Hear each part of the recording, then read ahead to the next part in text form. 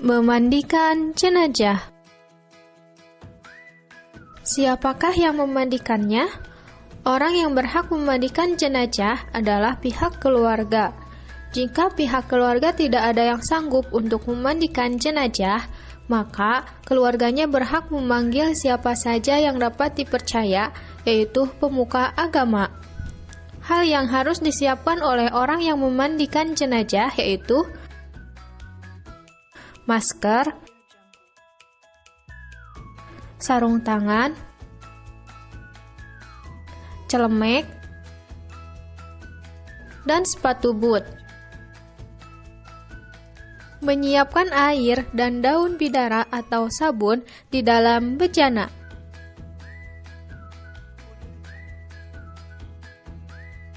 Jika 4 liter air ditambah 1 mug daun bidara.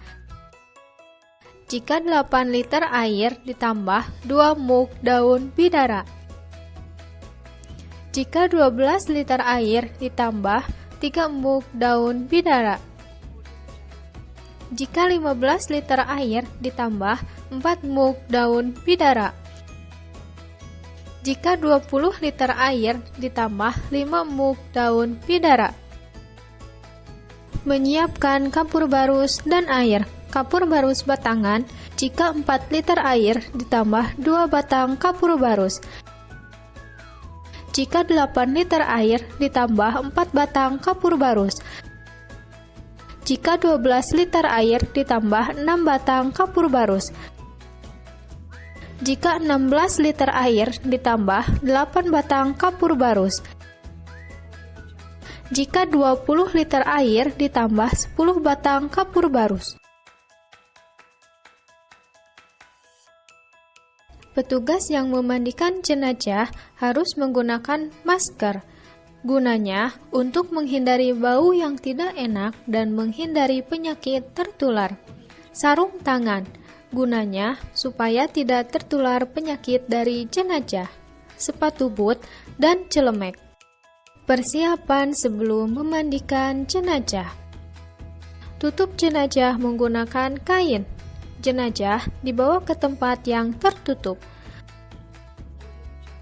Gunakan meja yang ada lubangnya agar kotoran bisa langsung turun ke bawah. Posisi jenazah harus terlentang.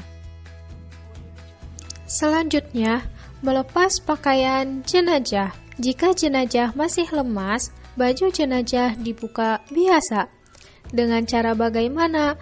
Satu orang memegang kain penutup jenazah yang berada di bagian kepala. Satu orang lagi memegang kain penutup jenazah yang berada di bagian kaki. Satu orang lagi melepaskan baju jenazah dan hanya orang ini yang dapat melihat saat membuka baju jenazah. Jika jenazah sudah kaku, baju jenazah mulai digunting dari bagian bawah lengan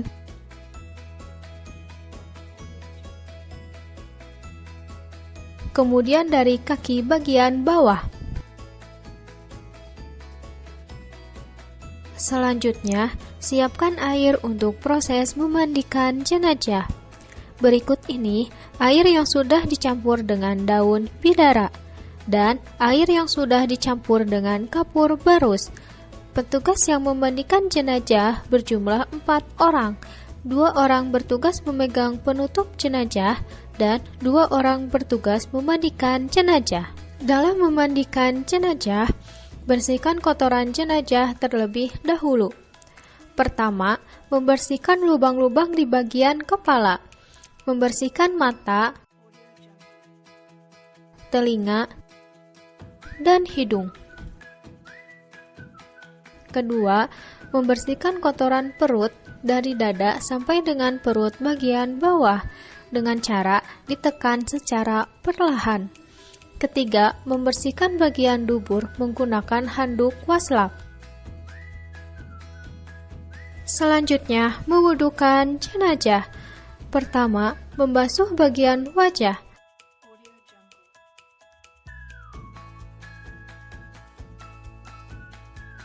Kedua, mengusap tangan kanan jenazah, kemudian yang kiri.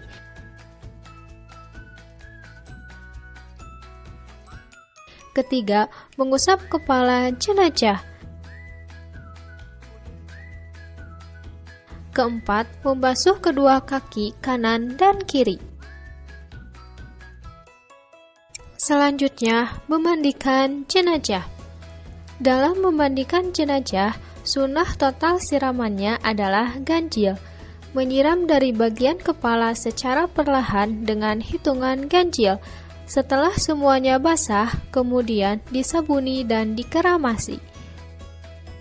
Tubuh jenazah dimiringkan ke kanan, disiram, kemudian disabuni dan digosok. Tubuh jenazah dimiringkan ke kiri, disiram, kemudian disabuni dan digosok. Setelah selesai, kemudian dibilas sampai bersih dan bilasan terakhir dengan menggunakan air kapur barus. Kemudian, handuk atau kain yang terbentang di atas jenazah ditutupkan dan dihandukkan ke tubuh jenazah. Kemudian, kain yang basah disingkirkan dan diganti dengan kain yang baru. Setelah semuanya selesai, jenazah siap dikafani. Mengkafani jenazah. Alat-alat yang harus disiapkan dalam mengkafani jenazah yaitu: pertama, kain kafan. 3 helai kain kafan untuk laki-laki dan 5 helai kain kafan untuk perempuan. Kemudian, ukur kain kafan berdasarkan lebar tubuhnya. Jika lebarnya 30 cm, maka kain kafan yang dibutuhkan selebar 90 cm. Jika lebarnya 40 cm, maka kain kafan yang dibutuhkan selebar 120 cm, yang berarti setiap lebar tubuh jenazah dikalikan 3. Kemudian, ukur kain kafan berdasarkan panjang tubuhnya. Jika panjang jenazah 180 cm, maka kain kafannya dilebihkan 60 cm, yang berarti setiap panjang tubuh jenazah ditambah sepertiganya. Kemudian, gunting kain kafan secukupnya untuk tali pengikat jenazah. Tali pengikat jenazah yang digunakan harus dalam bilangan ganjil. Kedua, kafas. Kafas digunakan untuk menutupi lubang yang terdapat pada jenazah seperti lubang hidung dan telinga. Ketiga, minyak wangi cendana. Minyak wangi ini digunakan untuk memberi wewangian pada jenazah. Keempat, meteran. Meteran digunakan untuk mengukur tubuh jenazah. Kelima, siapkan perlengkapan jenazah. Bagi laki-laki, siapkan baju, pengikat kepala, dan cawat. Begitupun dengan perempuan, siapkan baju, kerudung, dan cawat. Cawat digunakan untuk menutupi kemaluan jenazah. Keenam, kapur barus. Hal yang harus dilakukan dalam mengkafani jenazah yaitu: pertama, mengoleskan minyak wangi cendana dan kapur barus pada kain kafan dan tubuh jenazah yang bersentuhan langsung dengan jasad. Kedua, siapkan kain kafan dan tali pengikat jenazah. Kemudian, letakkan tali pengikat jenazah di bawah kain kafan. Selanjutnya, pindahkan jenazah ke atas kain kafan. Ketiga, diberi kapas pada lubang telinga dan lubang hidung jenazah. Keempat, pakaikan perlengkapan pada jenazah laki-laki seperti baju, pengikat kepala, dan cawat. Begitupun pada jenazah perempuan, pakaikan perlengkapan baju, kerudung, dan cawat. Kemudian, tarik kain kafan sebelah kiri, diikuti dengan ujung kain kafan sebelah kanan jenazah. Setelah itu, ikat dengan tali simpul yang bisa dibuka. Maka, jenazah selesai dikafani dan siap disolatkan.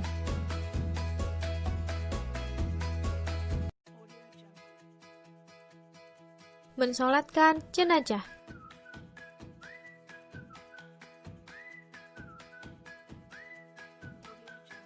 Solat jenazah merupakan jenis solat yang dilakukan untuk jenazah muslim. Perlu diperhatikan tentang posisi imam di hadapan jenazah. Posisi imam sejajar dengan kepala jenazah jika jenazah itu laki-laki. Posisi imam sejajar dengan perut jenazah jika jenazah itu perempuan. Sholat jenazah diawali dengan bacaan niat. Niat untuk imam jenazah laki-laki adalah Usalli ala hadal maiti arba'a takbiratin fardu kifayah imaman lillahi ta'ala. Niat untuk imam jenazah perempuan adalah Usalli ala hadihil maitati arba'a takbiratin fardu kifayah imama lillahi ta'ala. Niat untuk makmum jenazah laki-laki adalah Usalli ala hadal maiti arba'a takbiratin fardu kifayah makmuman lillahi ta'ala. Niat untuk makmum jenazah perempuan adalah Usalli ala hadihil maitati arba'a takbiratin fardu kifayah makmuman lillahi ta'ala. Sholat jenazah itu dilakukan sebanyak 4 kali takbir. Takbir pertama membaca Quran surat Al-Fatihah. Takbir kedua membaca sholawat Nabi. Takbir ketiga membaca doa untuk jenazah. Takbir keempat membaca doa untuk keluarga jenazah. Takbir pertama membaca Quran surat Al-Fatihah. Bismillahirrahmanirrahim. Alhamdulillahi rabbil alamin. Ar-Rahmanir-Rahim. Maliki yaumiddin. Iyyaka na'budu wa iyyaka nasta'in.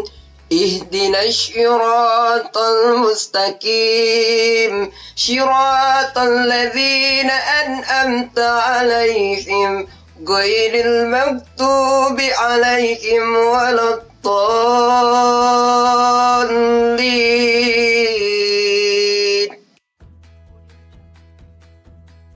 Takbir kedua membaca sholawat Nabi. Allahumma salli ala Sayyidina Muhammad wa ala ali Sayyidina Muhammad kama sallaita ala Sayyidina Ibrahim wa ala ali Sayyidina Ibrahim wa barik ala Sayyidina Muhammad وعلى آل سيدنا محمد كما باركت على سيدنا إبراهيم وعلى آل إبراهيم في العالمين إنك حميد مجيد. Takbir ketiga membaca doa untuk jenazah. Jika jenazah itu laki-laki, doanya adalah Allahumma ighfir lahu warhamhu wa afihi wa'fu anhu wa akrim nujulahu wa wasim madkhalahu wa ghsilhu bil ma'i wasalji wal barad wa nakkihi minal khataaya kama naqaita thawbal abyad minad danasi wa abdilhu daran khairan min darihi wa ahlan khairan min ahlihi wa zawjatan khairan min zawjihi wa adghilhu jannata wa nazzahi minan nari wa qi azabal qam.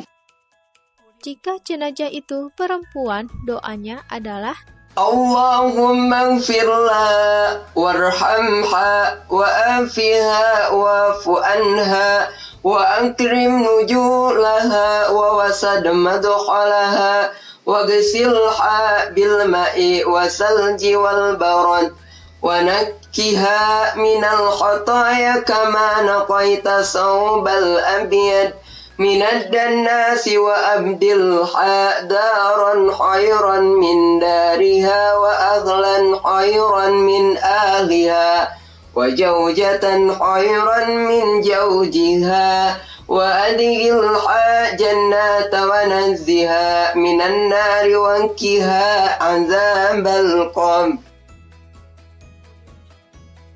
Takbir keempat membaca doa untuk keluarga jenazah. Jika jenazah itu laki-laki, doanya adalah Allahumma tahrimna ajrahu wa la tamtina ba'dahu waghfir lana wa lahu.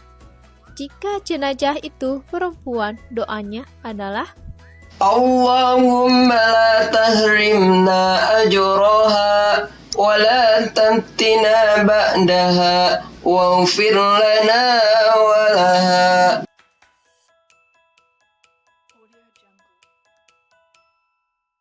Lalu diakhiri dengan bacaan salam. Assalamualaikum warahmatullahi wabarakatuh. Menguburkan jenazah. Hal yang harus dilakukan dalam menguburkan jenazah yaitu menggali lubang lahat. Lubang untuk menguburkan jenazah dikenal ada dua macam, yakni lahat dan syak. Panjang galian dari permukaan tanah berukuran 200 cm. Lubang yang ada di video ini adalah lubang lahat. Dengan keterangan A. Tinggi galian 130 cm, B. Tinggi liang lahat dari dasar galian 55 cm, C. Lebar liang lahat dalam dan luar 25 cm, dan D. Lebar liang lahat 75 cm.